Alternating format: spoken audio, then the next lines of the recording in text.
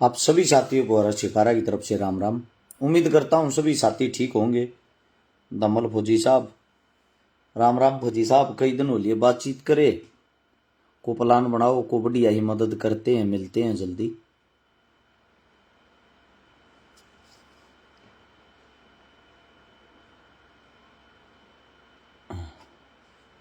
आवाज आ पा रही है, नहीं आ पा रही, एक बार चेक करना। मैं अपनी बात पे बोलना शुरू करता हूँ। सुमित डागर भाई, क्या रिप्लाई चाहिए बताओ। ये मेरे कई साथी कमेंट करके ये कहे ना, जो भाई रिप्लाई दे दिया यार कमेंट का। सोशल मीडिया बहुत ही कम चलाता हूं मैं, और जब हम किसी मुद्दे पर बात कराऊं उस टाइम पर जब मैं थारी कमेंट पढ़ पढ़ कर बताने लग गया तो मेरे हिसाब से मुद्दे की बात हम कर नहीं पाओगे। इसीलिए आप सभी साथियों से विनती है, मैं अपनी बात शुरू करता हूं। बहुत जरूरी है, मुद्दे की बात है। आप सभी साथी वीडियो को जुड़ते ही शेयर करते रहना। और भाई, हरियाणा के अंदर हमारी जो भारतीय जनता पार्टी बीजेपी सरकार आई है, सरकार का नायाब तोहफा आप सभी को सबसे पहले तो मुबारक हो। और वो मुबारक इसलिए हो, बहुत सारे साथी खुश हुए थे, और उनकी खुशी का जो ठिकाना था, खुशी थी उनकी कि उन नाते 25,000 आदमी सरकारी नौकरी लगवा दिए। बड़ी खुशी हुई सारे के। आप लोग भी बहुत खुश हुए होंगे, मैं भी खुश हूं। कुछ घरा में भाई दीवे जड़े हैं, सरकारी नौकरी लाके वे अपने आप ने न्यू माने हैं। चलो भाई, आखिर में हमने कामयाबी मिली। लेकिन वह कामयाबी कितनी मिली है, वह बात थोड़ी गौर है मेरे साथ। तो उसकी आपको अच्छे तरीके से उसका पता हो तो शायद अच्छा रहता है। सबसे पहली बात तो जो 25,000 पोस्ट पूरी हुई हैं, जिनको ज्वाइनिंग दी गई है, उनमें तो 9,500 पोस्ट तो ऐसी थी जिन पर योग्य उम्मीदवार ही नहीं मिले। यानी कि 9500 पोस्ट साइड कर दो, बची कितनी? 24,000 मत है 14,500। अब 14,500 हैं, उनकी बात करते हैं। 14,500 में का 6,000 बच्चे ऐसे थे जो ग्रुप डी में पहले एक काम करने लग रहे थे, जो कच्चे ले रखे थे सरकार ने। अब बच्ची कितनी? 9500। 9500 यानी कि 9,500 आदमी सरकार ने अगर सरकारी लगा दिए, उसका डंडोरा पीट के इतना बड़ा बनाया जा रहा है जो इस धरती के ऊपर आज से पहले कभी कोई सरकारी नौकरी निकली ही नहीं थी। ये तो है तुम्हारी ये 24-25 सरकारी हजार नौकरियों की सच्चाई। दूसरी बात ये है, हासिल क्या हुआ आप लोगों को? ये 5 साल इसका गुणगान करे जाओ, पर सरकार इन बातों पर बनाई, इन्हीं चीजों के मुद्दे पर देखने की बात है। मैं बता देता हूं नायाब तोहफा क्या है। हिंदुस्तान एक कृषि प्रधान देश है, ना कि कुर्सी प्रधान। आप लोग समझ रहे हो, हिंदुस्तान कुर्सी प्रधान देश है। कुर्सी प्रधान देश हो गया, कृषि प्रधान नहीं रहा। 80% आदमी खेती पर निर्भर हैं, खेती करते हैं। खेती की जब बात आवे है, जमींदारी की बात आवे तो एक विशेष जाति पर ध्यान दे दिया जा है। एक जाति खेती नहीं करती, सर्व जाति खेती करती है। किसी गांव में किसी जाति के पास ज्यादा जमीन है, किसी गांव में किसी जाति के पास। सीधी सी बात, यह जमींदार जो होता है, जमींदार होता है, किसान की कोई जाति नहीं होती। अन्नदाता अन्नदाता होता है। अन्नदाता के बिना जीवन नहीं है। अन्नदाता के क्या हालात अन्नदाता तक के दिया है सरकार ने, आंख खोल कर सुन लियो। हो सकता आप लोगों को ना पता और हकीकत बोलने की किसी की औकात नहीं, ये बात मैं पहले भी चिल्ला चिल्ला कहा करता। अरे थारा भाई हकीकत बोलना चाहो, अगर विधानसभा में पहुंच गया तो चलो, हो सकता हम उसका बिल नहीं होंगे, लेकिन हकीकत न सुन तो सको हो। मैं तो पहले भी बोलूं था, सरकार में नहीं हूं जब भी बोलूं हूं। अब वो हकीकत सुनो। 2024 में हरियाणा के अंदर बीजेपी सरकार आने के बाद 336 किसान ब्लैक लिस्ट कर दिए। ब्लैक लिस्ट का मतलब 2 साल तक उनकी जो फसल हुआ मंडिया में ना बेची जाएगी, ना को खरीदेगा। इसका कारण क्या है? इसका कारण भी पता होना चाहिए। जो 336 किसान ब्लैक लिस्ट किए हैं, इनमें कहे लगभग आपको बता देता हूं, कैथल में 123 मामले दर्ज हुए हैं, और बाकी आसपास साम हुए हैं, पराली फूकते थे आए हैं ये। आकिन ने वायु प्रदूषण करया है, वायु प्रदूषण फैलाया है।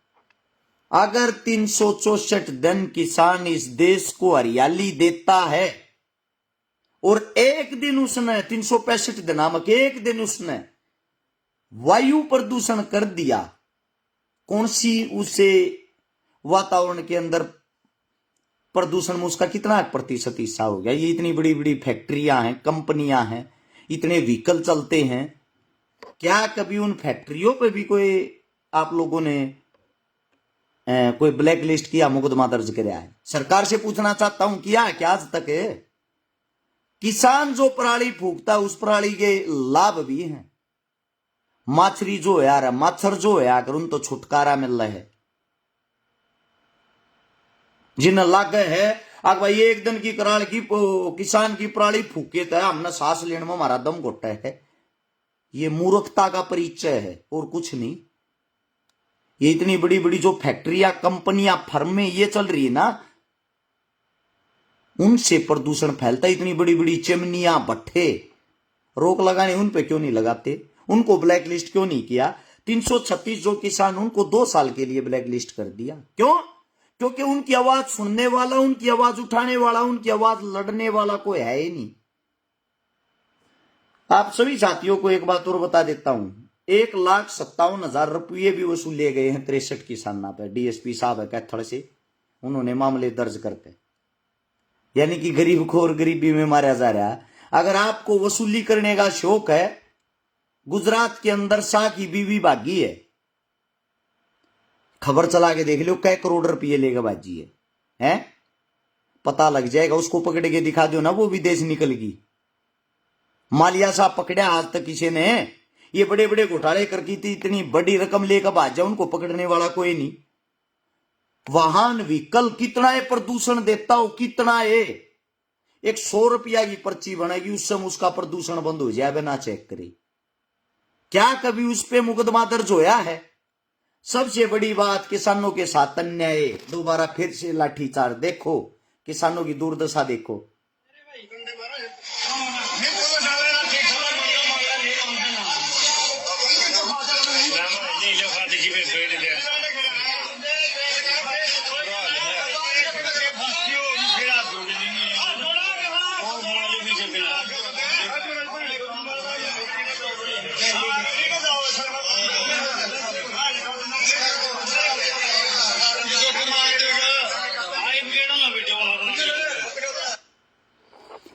आज फिर एक बारी किसाना पर लाठीचार्ज हुआ है। लाठीचार्ज होने का कारण की है?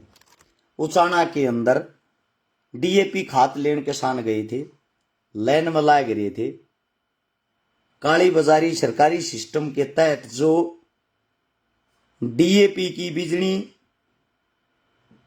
पे किसान ने परेशान करने लग रहे हैं। खाद भी पर्ची खर्ची ते मिल रहा है। आपकी जानकारी तो अपना खाद मिल जाए ना, किसान ने खाद नहीं मिलता।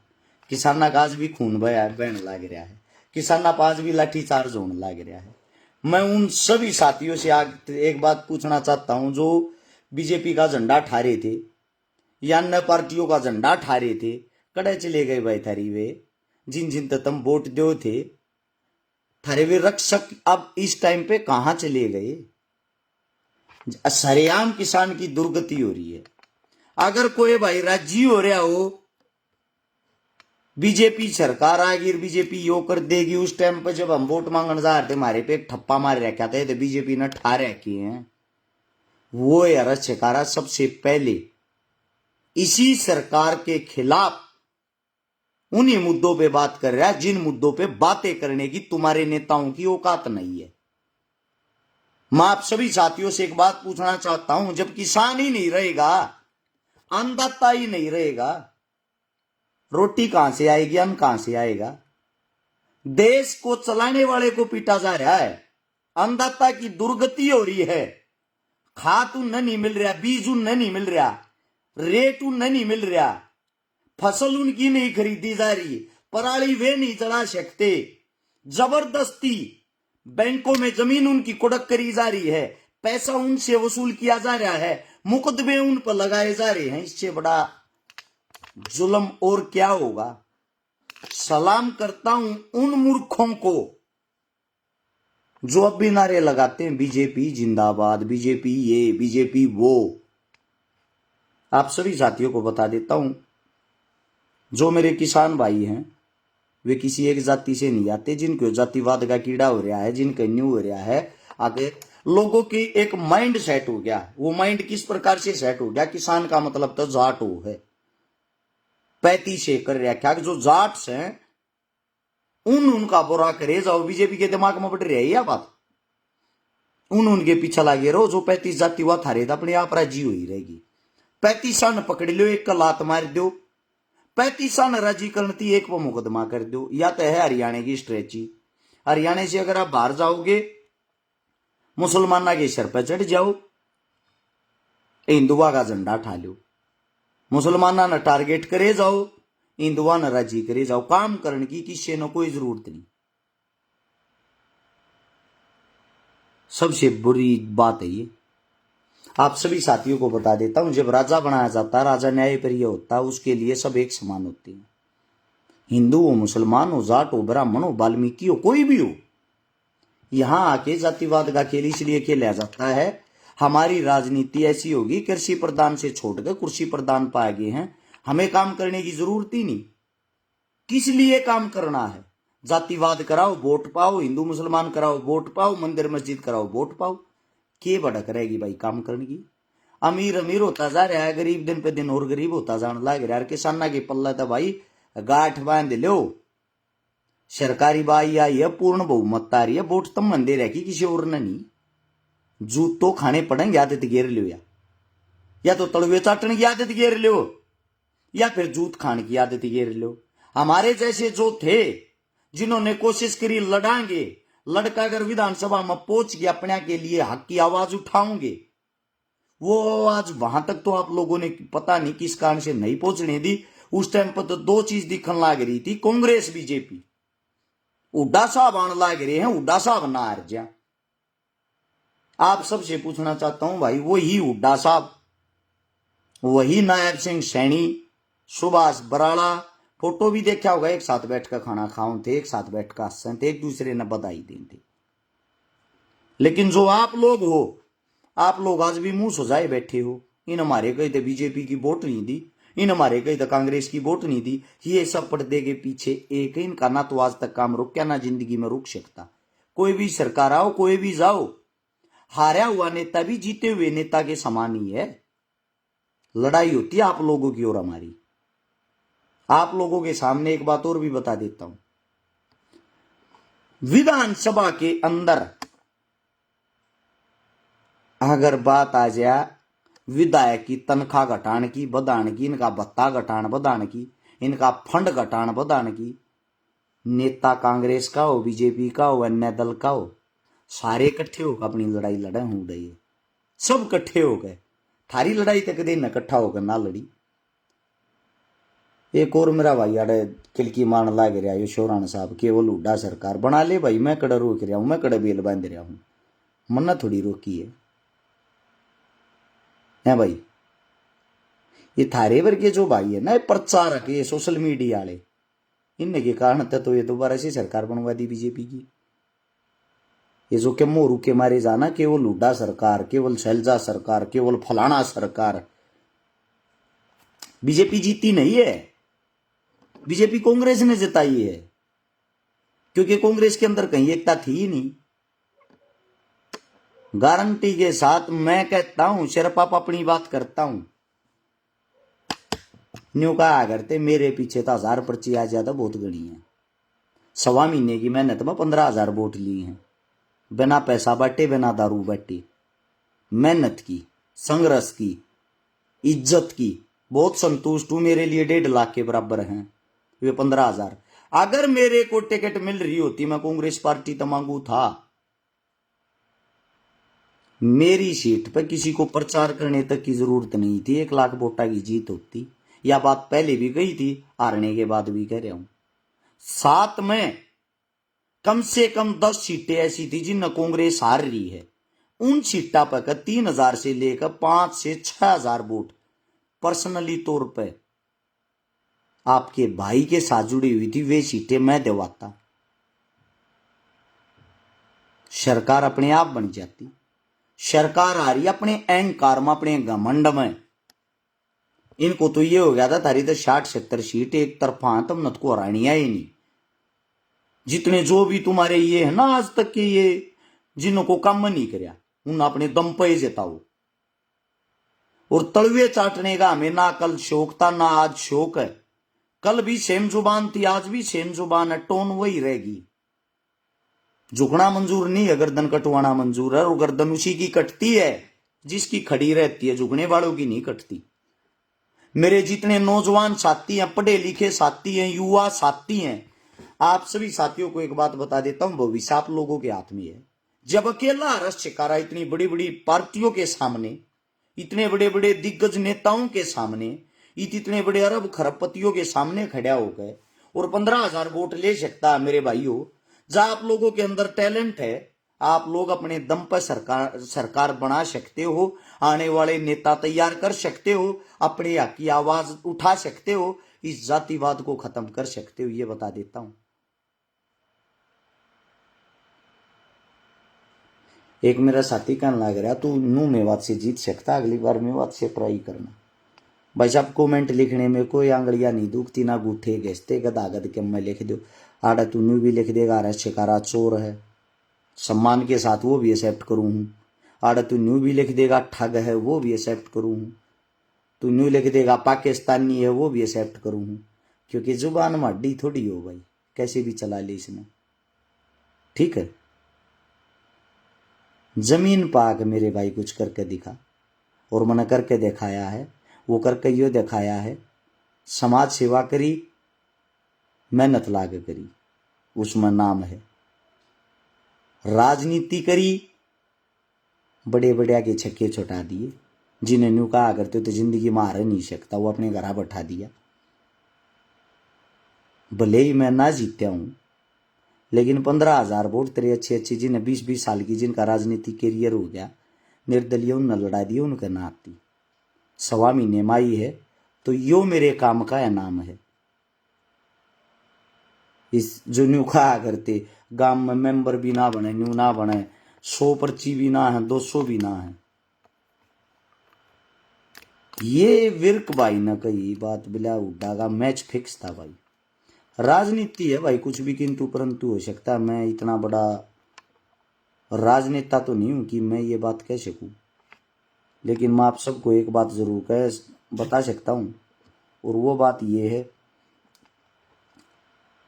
अपने हक के लिए लड़ना सीख लो। बिना रोए माँ भी चूची नहीं प्यार, दूध नहीं तैयार है। और किसानों की इससे भी बुरी हालत होनी, किसानों आप लोग तैयार रहना।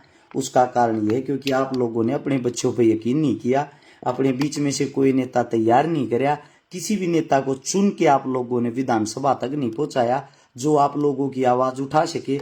या तो आप लोगों ने वे घसे पिटे नेता उड़ पहुंचाए हैं जो आज तक बिना मांगे जिन वोट मिल ली है, या आप लोगों ने उड़ वे नेता पहुंचाए हैं जो विपक्ष की भूमिका निभाते हैं। सत्यता के साथ ना तो पहले कोई नेता ऐसा था जो आप लोगों के लिए लड़ सके, अगर ऐसा होता तो शायद आप लोगों की दुर्गति नहीं होती। और आज भी आप लोगों ने पाया कुछ नहीं, खोया खोया है। शर्म और दुर्भाग्य की बात है, कृषि प्रधान देश होने के बाद जो मेरे किसान साथी हैं, वे हर हलके से, हर जिले से अपने बच्चों को तैयार नहीं कर रहे, अपने बच्चों के भविष्य को नहीं देख रहे, अपने अंदर से ऐसा नेता तैयार नहीं कर सके जो विधानसभा में जाके आप लोगों की लड़ाई लड़ सके, आप लोगों की आवाज उठा सके, आप लोगों की मजबूती बन सके। मेरे लिए दुख की बात है।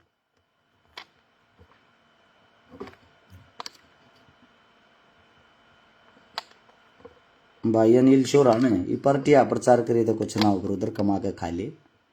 तू किसान है, अरे यह बात ना लिखे जो लिखन लाग रहा है, ठीक है, कमा के खा ले, कुछ ना दे प्रचारा मीब तक कड़ पड़ी है लोग नींद की, फेरा लिया इनके झंडे ठाक तू है भाई। चलो आप लोगों को इतना ही कहना चाहूंगा, स्वस्थ रहो, 5-7 दिन बाहर घूमने के लिए गया था, कुछ जड़ी बूटियों के बारे में बात करने गया था अपने घर आ लिए। हाँ, समाज के बीच में। हाँ, मेरे लायक जिस साथी को, जिस भाई को जो भी मदद, जो भी हेल्प लग गए, जो भी चीज लग गए, जड़ा तुम लट खाते हो थारी गैल खड़ा होगा लट खाने मैं तैयार पाऊंगा। बात जायज हो, मुद्दा जायज हो। सभी साथियों ने एक बार फिर से राम राम। नई सरकार बनने की बधाई, आप लोगों ने बनाई उसकी भी बधाई। अपना काम मेहनत संघर्ष करना पहले भी था, आज भी है, वो आगे भी रहेगा। धन्यवाद आप सबका। जय हिंद, जय भारत, जय भगत, जय भीम।